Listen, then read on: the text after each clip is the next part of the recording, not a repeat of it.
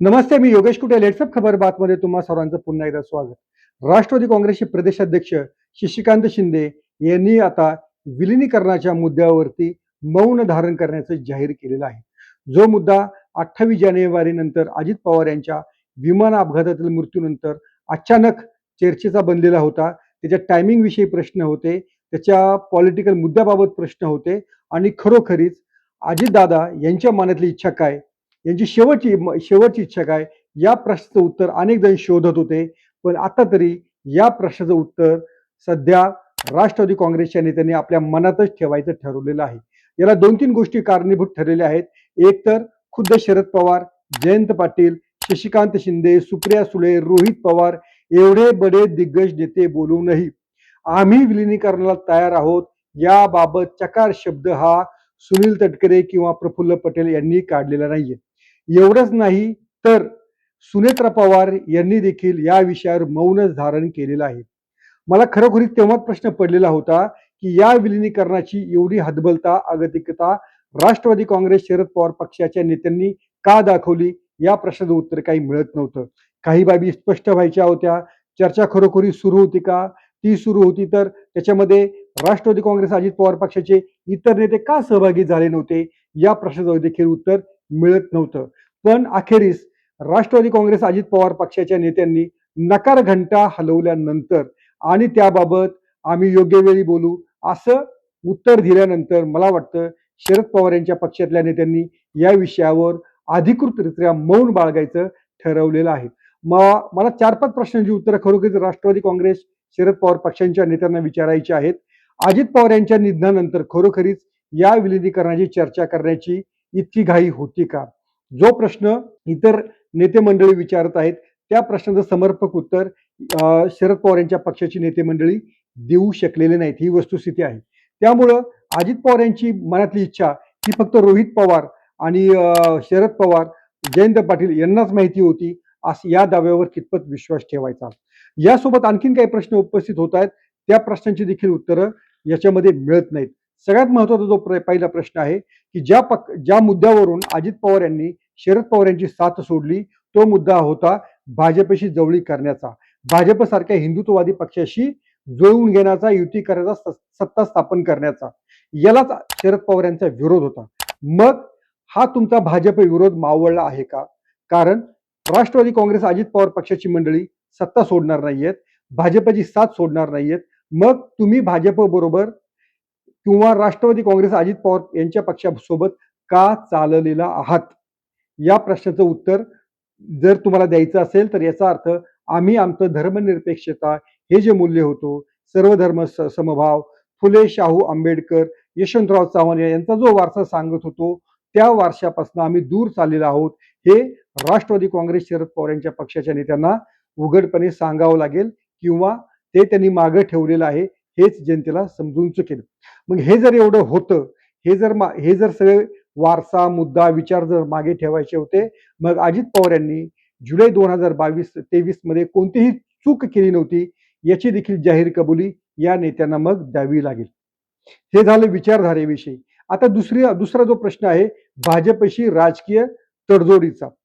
ज्या ज्या पक्षासोबत राष्ट्रवादी काँग्रेस, शरद पवार पक्षाला जायचं आहे, भाजपसोबत सत्ता राबवत आहे, या सत्याचा मुख्य गाभा, या सत्याची सगळी मुख्य चावी ही भाजपकडे आहे. भाजपला राज्यात किंवा केंद्रामध्ये अशी काही गरज उत्पन्न झालेली आहे का की शरद पवार यांच्या पक्षाच्या आमदारांची किंवा खासदारांची तातडीने गरज लागते आहे? या विलिनीकरणाबाबत खुद्द देवेंद्र फडणवीस यांचं मत हे नकारात्मक आलेलं होतं. आता याबाबत भाजपचा ग्रीन सिग्नल आलेला आहे का? भाजपच्या नेत्यांना शरद पवार यांच्या पक्षाची नेते मंडळी आपल्या मंत्रिमंडळात चालणार आहेत का? या देखील प्रश्नाचं उत्तर आलेलं नाहीये. तरीही जयंत पाटील किंवा शशिकांत शिंदे यांच्यासारख्या मॅच्युअर्ड नेत्यांनी एवढी आगतिकता का दाखवली, या प्रश्नाचं उत्तर आता मला वाटतं पुढच्या काही दिवसांनंतरच मिळू शकेल. सगळ्यात महत्वाचा मुद्दा की ज्यांच्या हातामध्ये राष्ट्रवादी काँग्रेसची सगळी सूत्र आहेत किंवा त्या आता राष्ट्रवादी काँग्रेस पक्षाच्या राष्ट्रीय अध्यक्ष बनणार आहेत, ज्यांनी उपमुख्यमंत्री अजित पवार यांचा राजकीय वारसा चालवण्याचं काम हाती घेतलेलं आहे, त्या सुनेत्रा पवार देखील या विषयावर अजिबात बोललेले नाहीत. ना पार्थ पवार बोललेत, ना जय पवार बोललेले आहेत. आपण समजू शकतो की खरोखरीच त्या दुःखामध्ये आहेत. त्यांना या विषयावर बोलणं जड जाणं स्वाभाविक आहे. पण तरीही सुनील तटकरे किंवा प्रफुल्ल पटेल हे जे विरोधी बोलतायत किंवा ही जी मतं व्यक्त करतायत, ना त्याच्या बाजूनं न त्याच्या विरोधात असं कोणतंही संकेत देखील सुनेत्रा पवार देत आहेत. त्यामुळं सुनेत्रा पवार यांच्या मनामध्ये काय आहे हे नंतर कळेल. पण सुनेत्रा पवार यांच्याशी तरी मग सुप्रिया सुळे, रोहित पवार किंवा जयंत पाटील, शशिकांत शिंदे यांची चर्चा झाली होती का? मग ही चर्चा झाली नव्हती तर त्यांनी हे विलिनीकरणाचा एवढा गाजावाजा करण्याची खरोखरीच गरज होती का? या देखील प्रश्नाचं उत्तर मिळत नाहीये. आणखीन एक पुढच्या वास्तववादी प्रश्न येणार आहे की जो पुढे आणखीन तडजोडीचा होऊ शकतो. जर खरोखरीच या सगळ्या नकारानं, भाजपच्या नकारानंतर, सुप्रिया सुळे यांच्या थोड्याशा निराशेनंतर, सुनील तटकरे, प्रफुल्ल पटेल यांच्या जाहीर विरोधानंतरही हे समजा विलिनीकरण जर झालं तर खासदार सुप्रिया सुळे, रोहित पवार, जयंत पाटील, शशिकांत शिंदे या सर्वांचं नव्या राष्ट्रवादी काँग्रेसमध्ये, एकत्रित राष्ट्रवादी काँग्रेसमध्ये स्थान काय? कारण राष्ट्रीय अध्यक्ष तर सुनेत्रा पवार झालेले आहेत. उपमुख्यमंत्रीपदी नंबर 1चं पद त्या पक्षाचं हे सुनेत्रा पवारांकडे गेलेलं आहे. मग या संपूर्ण संघटनेमध्ये ही सगळी बडी नेते मंडळी आपलं स्थान कोणतं राखणार? त्यांना कोणतं स्थान मिळणार? मग प्रफुल्ल पटेल जे राष्ट्रीय सरचिटणीस आहेत, जे सुनील तटकरे जे आता प्रदेशाध्यक्ष आहेत, ते आपल्या पदावरती पाणी का सोडतील? हा देखील पुढचा खरं तडजोडीचा प्रश्न आहे. त्यामुळं या साऱ्या बाबी असताना देखील एवढी आगतिकता, हतबलता या नेत्यांनी दाखवावी याचंच मला खरं तर आश्चर्य वाटत होतं.